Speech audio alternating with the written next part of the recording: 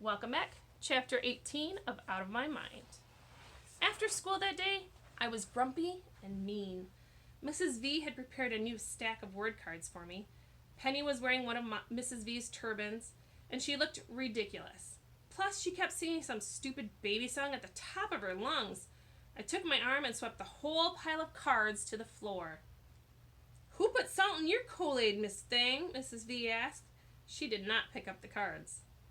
Penny stopped singing and stood there blinking at me. I switched the Medi-Talker to off and looked away. "Fine, be like that, but you're going to pick up every single one of those cards." I stuck out my lip and stared at the wall. Penny reached out and shook my arm. I tugged it loose. She didn't seem to care and started singing again. "Happy, happy, happy, clip your feet. Happy, peppy, sappy, blow your nose. Biddy, bowdy, bodie, jump and jump." She jumped. She stomped her feet. Then she sang the song again and again. She was really getting on my nerves. I wish she would just shut up. Talking all the time, walking all the time, jumping and bouncing and singing. Just quit it for just one moment. Please stop. But she wouldn't. "Hi, Dee Dee," she said. She put Doodle on my tray. I pushed the toy to the floor. "Doodle, Dee Dee." She picked up the stupid raggedy thing and placed it on my tray once more. I knocked it off again. "Leave me alone," I wanted to scream. Penny was used to things falling off my chair, so she couldn't have known that I was just being plain horrible. The third time she put Doodle on my tray, I swept it off with such force that my arm brushed Penny's head. She toppled over and fell to the floor. She looked at me, surprise on her face, grabbed Doodle, and ran to Mrs. V in tears. "What's gotten into you, Melody?" Mrs. V asked as she rocked Penny on her lap. How could I explain? I didn't want to cry, but I did. I turned my wheelchair so it faced the wall just as the phone rang. Mrs. V looked from me to the phone, sighed, and got up to answer it. "Oh, hello, Catherine." "Catherine?" I turned my chair slightly to listen. "Out of sorts," Mrs. V asked. "Well, as a matter of fact, she does seem a little mopey this afternoon."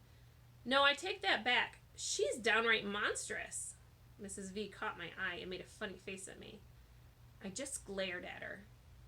"I'm not surprised she's got all the questions right. This child is brilliant." A lot of good it does me. Great, now everybody would know. Just thinking about it made me feel like pond scum again. The teacher said, "What? In front of her classmates? What kind of professional is he supposed to be?" Mrs. V looked furious. "How did she react?" "Never mind. I already know. She's sitting here looking like one of those blowfish we saw at the aquarium, all puffed up and spiny." That's actually kind of close to how I felt. "Thank you so much for calling, Catherine," Mrs. V said. "Yes, please call our parents this evening, and I'll be sure to talk to them as well. I'm going to work on this problem right now."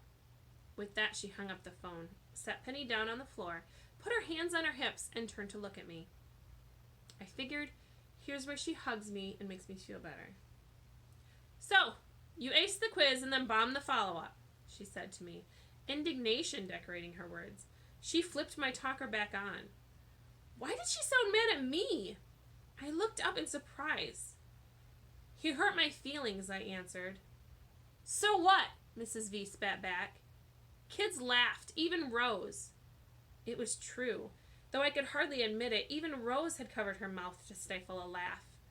"Did you get the highest score in the class?" Mrs. V asked, completely ignoring my attempts to make her feel sorry for me.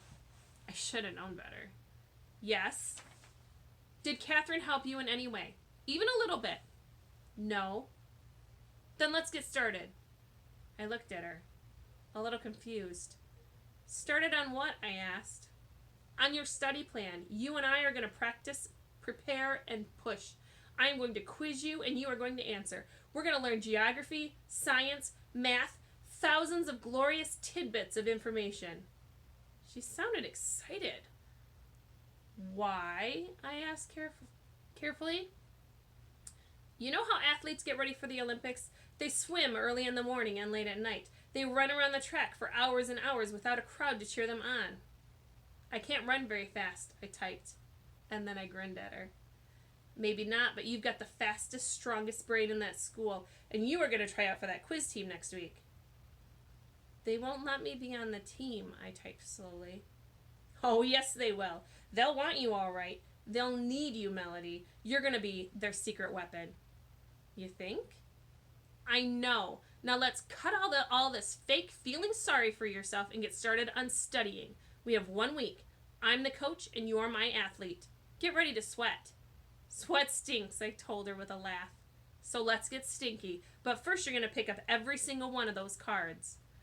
I knew not to argue. She took me out of my chair, set me on the floor, and left the room while I pulled the cards that I'd knocked down into a messy pile on the floor. Penny helped. Then Mrs. V put me back in my chair, and we got to work. She was going to be a tough coach. How's the test set up, she asked me. A, B, C, D, I tapped. Multiple choice. Wonderful. Piece of cake for you. I wasn't sure about that, but I didn't disagree with her. She went to her computer and found a web page that listed every U.S. state and capital. Did those in school, I told her. Great, so we'll do them again. I fake groaned. Then Mrs. V looked up the capitals of all the major countries in the world. Gee, there sure are a lot of countries. But once she read them out loud to me, I had the info stuck in my head. What's the capital of Hungary, she demanded. I knew the answer was Budapest before she even gave me the 4 choices. A, Accra, B, Berlin, C, New Delhi, D, Budapest. I pushed D, of course. Mrs. V didn't stop to cheer. She kept going. I correctly answered that Tokyo was the capital of Japan, Addis Ababa, the capital of Ethiopia, Ottawa, the capital of Canada, and Bogota, the capital of Colombia. She quizzed me until Dad came to pick us up. As Mrs. V stuffed Doodle and some unused diapers back into Penny's bag, she explained briefly what had happened at school and what she planned to do about it, and what we were already doing. Are you sure? Dad asked, glancing at me. Maybe we're setting her up for failure, and she'll be hurt even worse. Oh, I am absolutely positive, Mrs. V insisted. Can Melody stay a little longer to study? I'll give her a dinner and bring her home in a couple of hours. That'll give you some one-on-one time with Penny. You cool with that? Dad asked me. Yes, yes, yes, I typed. I want to do this. Go for it, my Melody, Dad said. He gave Mrs. V a thumbs-up sign and left with Penny. After dinner, we moved on to science. I learned that the bones in the leg are the femur, the tibia, the patella, and the fibula. Why can't they just call them something easy like knee bone and skinny leg bone? But I memorized them. I learned that insects are arthropods and that they have tibias too. The study of insects is called entomology, Mrs. V said. That gives me an idea. Let's learn all the words that end in ology. I put my hand over my head and pretended to groan, but deep inside, I was really jazzed. Which word means the study of words and their meanings, she asked me after we reviewed a very long list of ology words. A, bibliography, B, archaeology, C, histology, D, lexicology. Thought for a minute. Knew she was trying to trick me. Histology sounds like history, but for some reason I think it has to do with skin. And bibliography has to do with books, not words. I typed in the letter D. This time she did cheer. Let me get you home, Melody. Top athletes need their sleep. We'll do some more tomorrow. I grinned at her, tired and energized at the same time.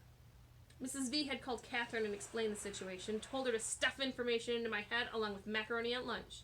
So the next morning, Catherine, of course, jumped right in. While we were in room H5, Catherine hooked up the headphones. I listened to an old audio cassette on volcanoes. It was scratchy and skipped a little, but it gave me information. Volcanoes were named for the Roman god of Vulcan. I could have figured that one out myself. I found out that about lava and ash. I learned about the whole city of Pompeii got covered with when Vesuvius erupted. Surprisingly interesting stuff. I listened to tapes on Australia and Russia, on constellations and on planets. You learning anything from these oldies but goodies? Catherine asked me as she slipped in another tape for me. It was on diseases. Info always good, I typed. I feel you, she replied. Are you still upset about what happened in Mr. Deming's class? Deleted the memory. Need room for facts. I took the time to type. She gave me a thumbs up.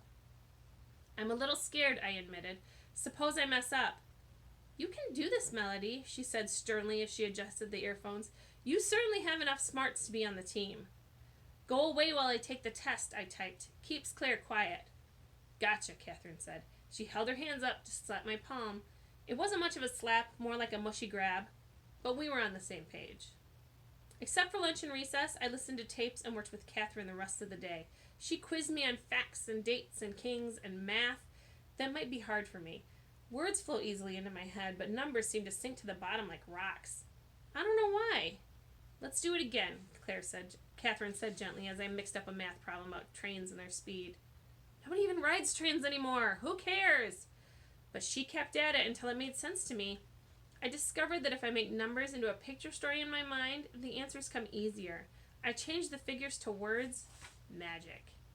Instead of going out for inclusion classes, I shook my head and told Catherine I didn't want to go.